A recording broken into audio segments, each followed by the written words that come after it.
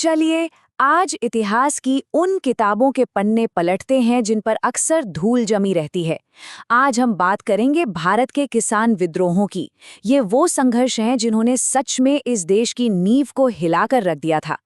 एक सवाल से शुरुआत करते हैं। जब भी कोई इतिहास की बात करता है तो मन में क्या आता है? राजाओं, सम्राटों, उनके बड़े बड़े युद्धों की तस्वीरें हैं ना? क्या लगता है इतिहास सिर्फ शानदार महलों में लिखा गया था या फिर इसकी जड़ें कहीं और बहुत ज्यादा गहरी हैं?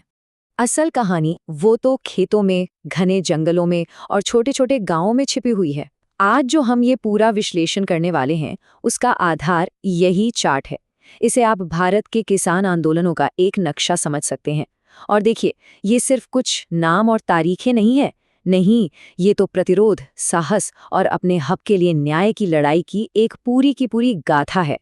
तो चलिए इसमें जरा गहराई से उतरते हैं। तो हमारी कहानी शुरू होती है 19वीं सदी की बिल्कुल शुरुआत से।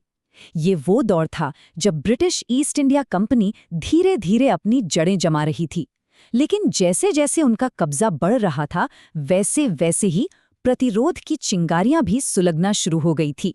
इन शुरुआती विद्रोहों का फैलाव देखना बहुत दिलचस्प है। मतलब ये किसी एक कोने में नहीं हो रहा था। 1808 में देखिए, दक्षिण में त्रावणकोर के विलुथम्पी ने आवाज उठाई। तो 1817 में पूरब में बख्शी विद्याधर के नेतृत्व में पाइका विद्रोह हुआ। फिर 1822 में पश्चिम में चित्तूर सिंह का रामोसी विद्रोह और 1828 में उत्तर पूर्व में गोमधर कुंवर का अहोम विद्रोह। और हाँ, छोटा नागपुर में 1831 का कोल विद्रोह, जिसके नेता थे बुद्धो भगत। ये सब अलग अलग घटनाएं नहीं थीं।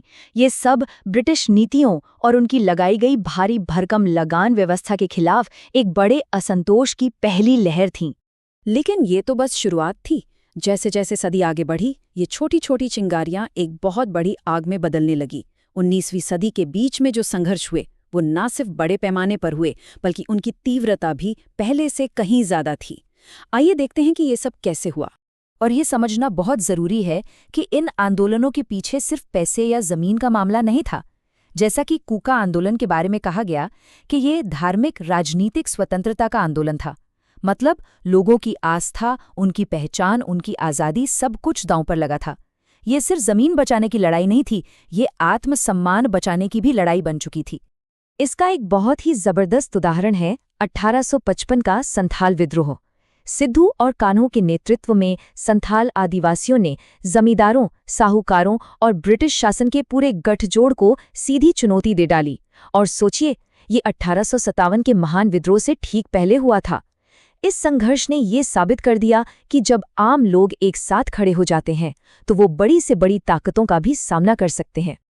और फिर ठीक इसके बाद 1859 में बंगाल में हुआ नील विद्रोह।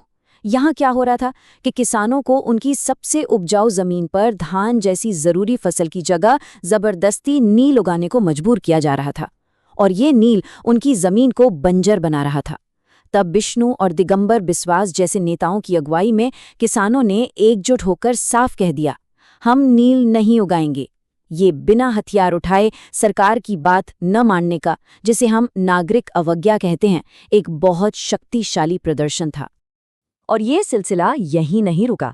हाजी शरीयतुल्लाह का फराजी आंदोलन था, जिसने धार्मिक सुधारों को आज़ादी की लड़ाई से जोड़ दिया। राम सिंह का कूका आंदोलन था, जिसकी बात हमने अभी की। और फिर सदी के आखिर में बिरसा मुंडा का महान उल गुलान हुआ, जो आदिवासियों के जल, जंगल और जमीन के हक की एक बेहद शक्तिशाली आवाज थी।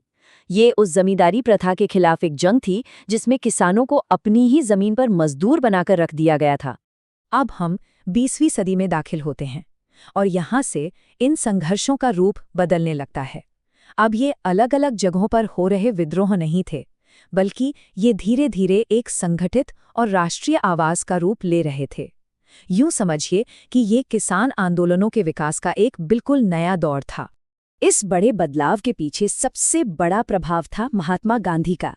उनके सत्याग्रह और अहिंसा के तरीकों ने किसान आंदोलनों को एक नई दिशा दी, एक नई ताकत दी। और सबसे बड़ी बात, इन आंदोलनों को भारत के स्वतंत्रता संग्राम की मुख्य धारा से जोड़ दिया। इसकी शुरुआत हुई 1917 में बिहार के चंपारण से। वहां गांधी जी ने नील किसानों को शोषण से मुक्ति दिलाई। फिर 1 साल बाद 1918 में गुजरात के खेड़ा में जब फसलें बर्बाद हो गईं, तो उन्होंने किसानों को लगान न देने के लिए संगठित किया। और फिर 1928 का बारदोली सत्याग्रह, जिसका नेतृत्व सरदार वल्लभ भाई पटेल ने किया था, वो तो किसान संगठन और एकता का एक ऐसा मील का पत्थर बना जिसे आज तक याद किया जाता है।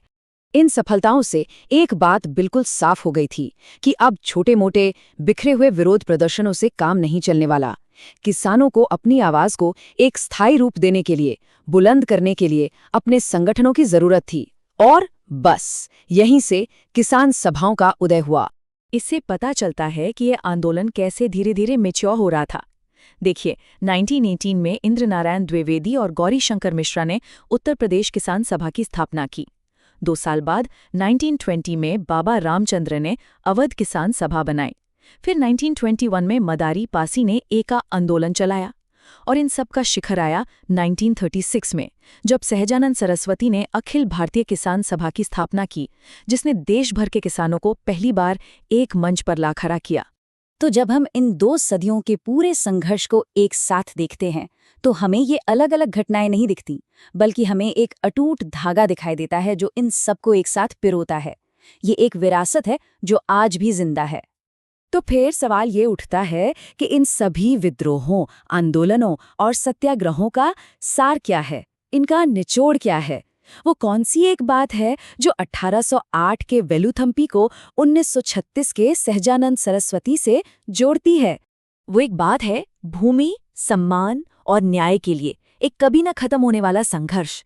आप कोई भी आंदोलन उठाकर देख लीजिए, उसकी जड़ में यही 3 मांगे मिलेंगी: अपनी जमीन पर अधिकार, एक इज्जत की जिंदगी जीने का हक और एक ऐसी व्यवस्था जो उनके साथ इंसाफ करे। और आखिर में ये पूरी कहानी हमें एक बहुत ज़रूरी सवाल पर लाकर छोड़ देती है। इतिहास का ये अध्याय, ज़मीन से जुड़ा ये लंबा संघर्ष, ये हमें आज अपने समय के बारे में क्या सिखाता है? ये एक ऐसा विचार है जिस पर ज़रूर सोचना चाहिए।